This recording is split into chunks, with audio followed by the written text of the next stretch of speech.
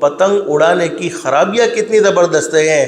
پتنگ اڑانے میں ہر ایک کی نیت یہ ہوتی ہے کہ دوسرے کا پتنگ کاٹوں اور اس کا نقصان کروں، تو کسی مسلمان کو نقصان پہنچانا، تکلیف پہنچانا حرام ہے۔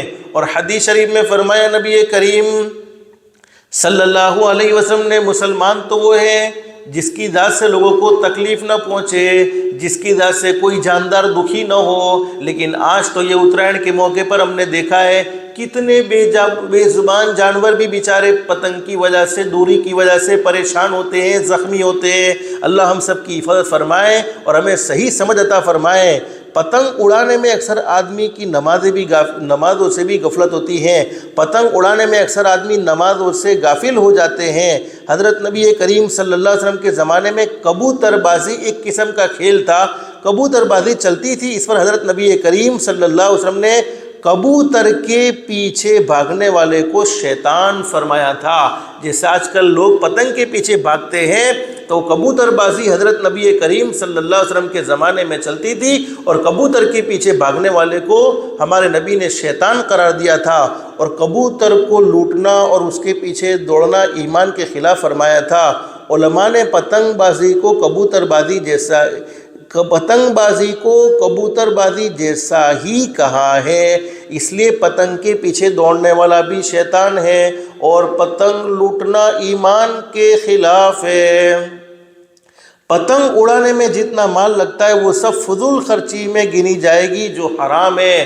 آج کل ماں باپ کو اپنے بچوں کے لیے صحیح دین پڑھانے کے لیے، صحیح علم پڑھانے کے لیے، صحیح ایجوکیشن پڑھانے کے لیے ماں باپ کے پاس پیسہ نہیں ہے، لیکن حرام کاموں کے لیے، گناہوں کے کاموں کے لیے ضرور بچوں کو پیسہ دیا جاتا ہے۔ تو یہ سوچنا چاہیے، پھر گر جانا، کٹ جانا، ٹوٹ جانا، یہ پتنگ اڑانے کے خاص کام ہے جو کسی طرح مناسب نہیں ہے۔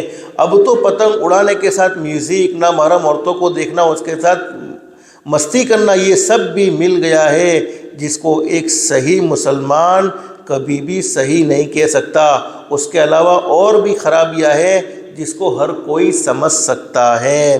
مسلمانوں کو سوچنا چاہیے کہ بہت پیسہ خرچ کر کے ہم ایک گستاخ رسول یعنی ایک حضرت نبی کریم صلی اللہ علیہ وسلم کی بے ادبی کرنے والے کی یاد مناتے ہیں، تو ہمارے ایمان کا کیا ہوگا؟ اس لیے تمام مسلمانوں کو پتنگ بازی سے خوب بچنا ہے، اور اپنے بیٹوں کی محبت میں پاگل ہو کر ان کو اور خود کو گستاخ رسول کی صف میں کھڑا نہ کرے، اور زیادہ سے زیادہ لوگوں کو اس سے بچانے کی فکر کرے۔